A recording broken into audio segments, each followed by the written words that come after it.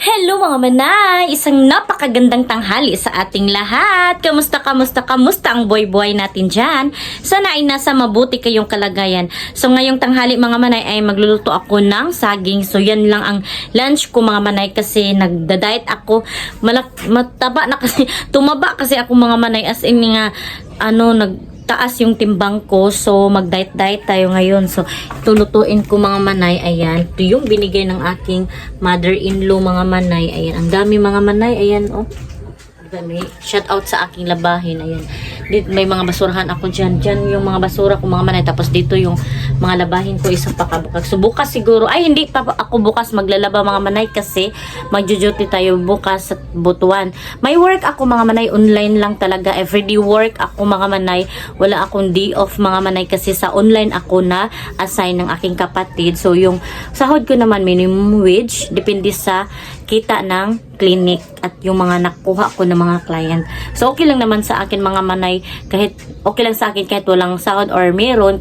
Basta may tulong ako sa aking kapatid. Okay na yun sa akin mga manay kasi kapag may problema naman ako, pumupunta naman ako sa aking kapatid, tinutulungan naman niya ako, pero hindi ako nag-take advantage mga manay, lalo na pag pera yung usapan, hindi ako laging hindi ako humihingi palagi ng tulong mga manay kasi medyo nahihiya na din ako. So mga manay, gumagawa talaga ako ng paraan para paghanap ng pera. So yung hinahanap ko ng pera ay pinagtatrabahuan ko talaga mga manay. Hindi ako yung umaasa sa mga kapatid ko yun.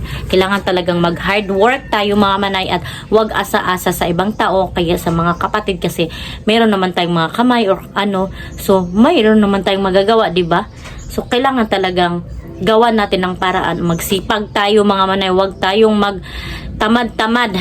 So ayan mga manay, ito lang siguro nung lutuin ko mga manay. Ito. Ito kaya. Kasi matured na siya. Ayan. So si Ate Fiana masarapan din naman. At saka kakain din naman yung mga anak ko nito mga manay. At saka may ginamos tayo mga manay. Yung pinakita ko sa inyo dati, di ba? At saka ang i-lunch ng mga anak ko mga manay ay may naman gulay. So, yung ulam kanina umaga, nagluto. Kasi ako, kaninang umaga, hindi na ako nag-vlog kaninang umaga mga manay. Kasi laging morning yung vlog. So, ngayon, udto na naman, tanghali na naman yung, natin, vlog for today. Magluto tayo nitong saging. Kasi, diet tayo. Okay na sa akin to mga manay. Kasi naman to. At least kahit paano, malagyan ng, ang ating tiyan, pagkain. Tsaka ginamos. Sulbad na ang problema ng ating panihaod to, di ba? So thank you so much pala sa mga nanood dyan, sa mga bagong subscriber ko. Thank you so much talaga sa inyo. Ina-appreciate ko yung pag-subscribe nyo sa akin at pag-follow. Thank you so much mga manay.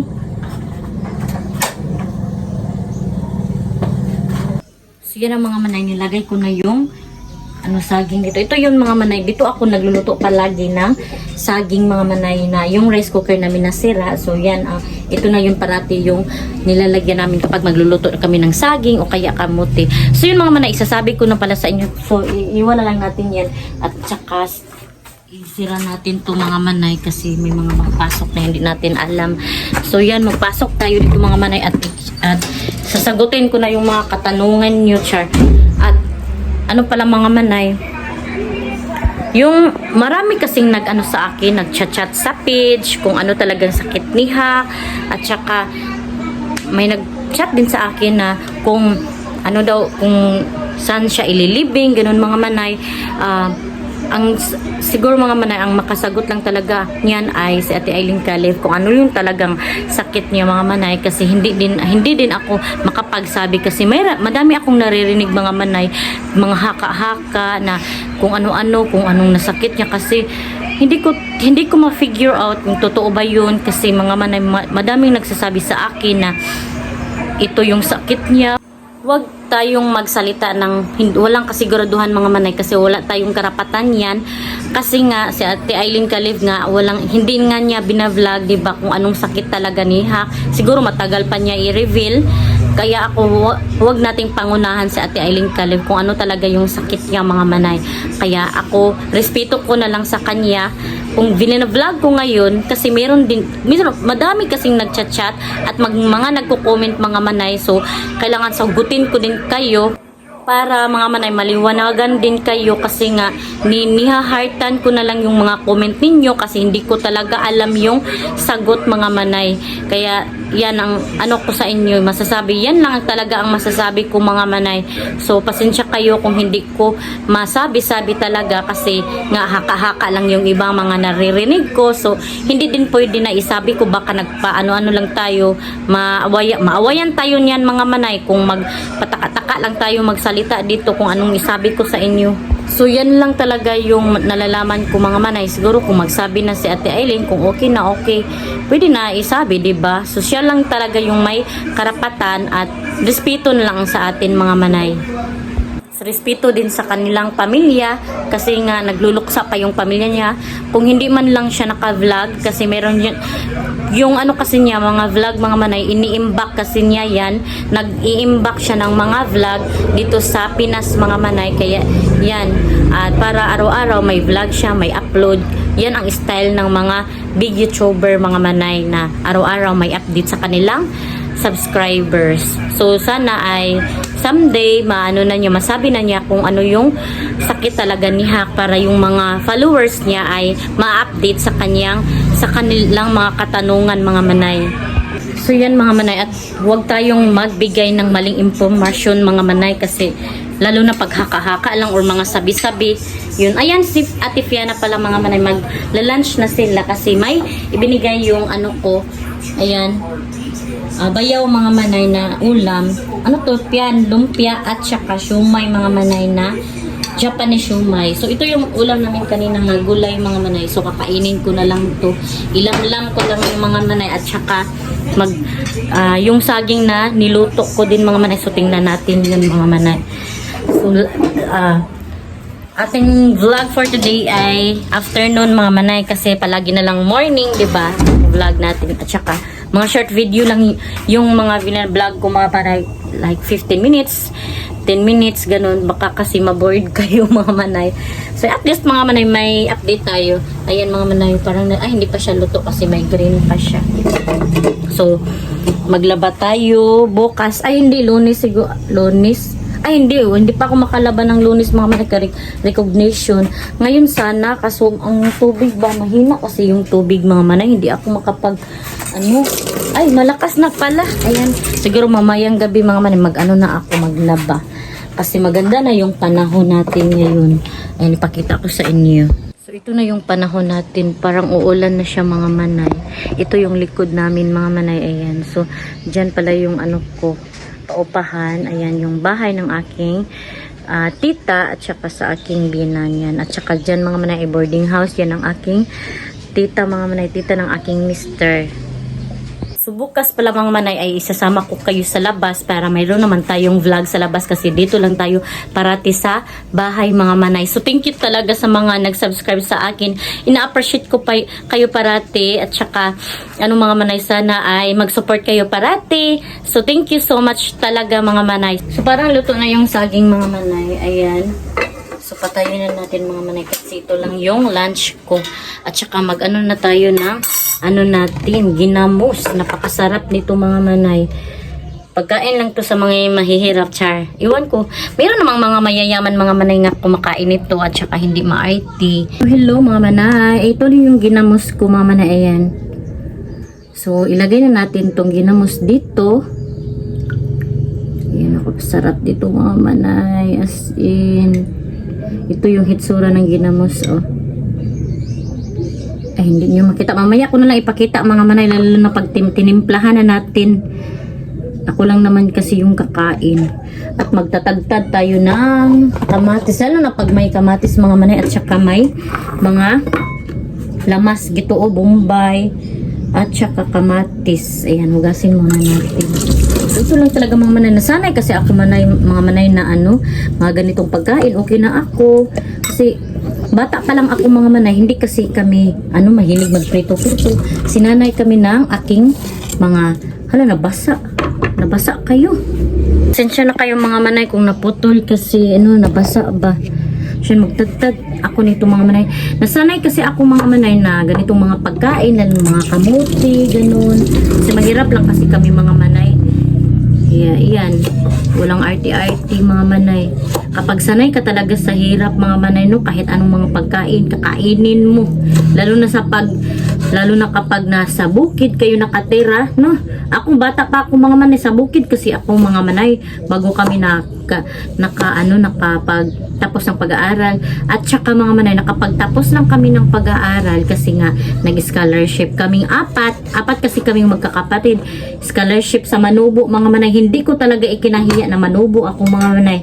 Kasi dyan ako nakatapos ng pag-aaral at yung mga kapatid ko ay nakapagtapos din ng pag-aaral kasi nga scholar din sila.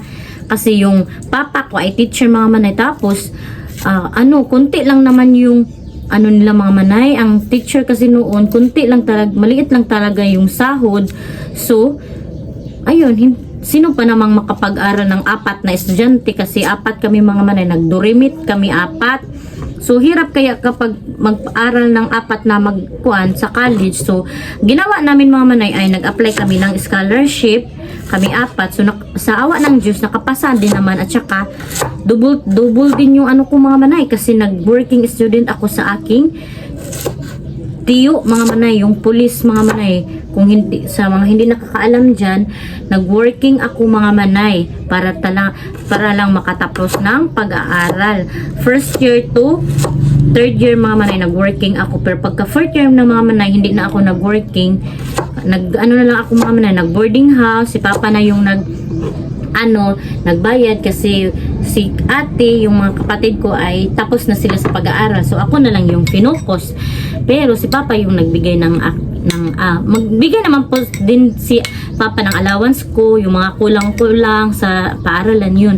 Magbigay naman si papa pero sa tuition sa paaralan ay hindi na. Nakasave si papa kasi kami na yung sa scholar mga manay. Yun. Kaya kain ako mga manay. Kain na tayo mga manay. Ayan tingnan nyo. Ready na yung ginamos mga manay. Sa mga ma-arte dyan, pasensya na kayo kung anong tingin nyo sa aking kinakain. Basta ako, masarap na to para sa akin. Lalo na lagyan ng sili mga manay. Magkuha ako ng sili. Dito ako kumukuha ng sili mga manay. Kuha tayo ng sili dito. Hala, namatay naman yung sili Ayan sili. Ay, patay na. Mayroon din sili sa likod. Ay, namatay na mga manay. Kuha tayo dito mga manay. Baka mayroong sili dito. Hanap tayo ng sili. Ito yung likod ng aking bahay. Ito yung boarding house. Ayan. Walang iro na unsa. Takot ako sa aso. Anong ginagawa niya dito? Ayan, may sili nga. Ayan mga manay. May sili. Sumusunod yung aso sa akin. Natatakot ako.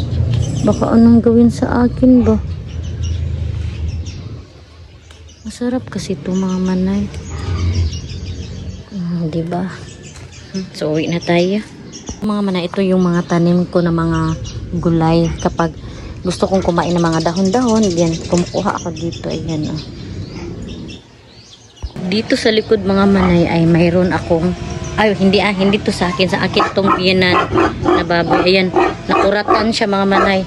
At saka mayroon din mga pato yung biyanan ko. Ayan, mga pato. Tapos yung mister ko nagpapakain nito. Minsan yung tita ng aking mister. So yan mga manay, ilagay na natin yung sili. Napakasarap talaga nito mga manay.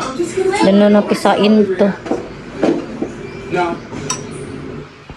So yan ang mga manay, ready na yung pagkain natin. Nasarap talaga nito mga manay. Kain tayo. Hello. So yan, kain na tayo mga manay. Abrihan na natin to. Napakainit mga manay. Ganito lang ako kumakain ng saging. Ang sarap talaga niyo mga manay. Ito minsan sa bukid mga manay, ito lang yung mga tanghalian namin. So okay na kami mga iniinit. Ganyan ako kumakain ng saging, tapos pipikain ko, tapos ginaganyan ko mga manay. Nilagay ko tong, kamatis. Tapos ganun. Nagugas pala ako ng kamay mga manay. Tapos ganun mga manay. Tapos ganun. Kain tayo. Sarap talaga.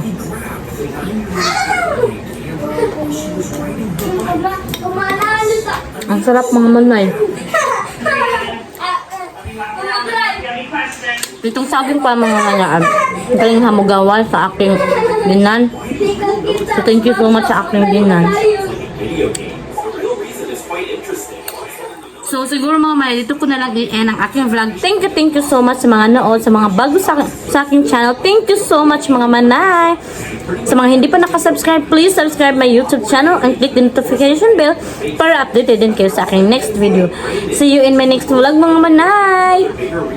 Ingat po kayo parati.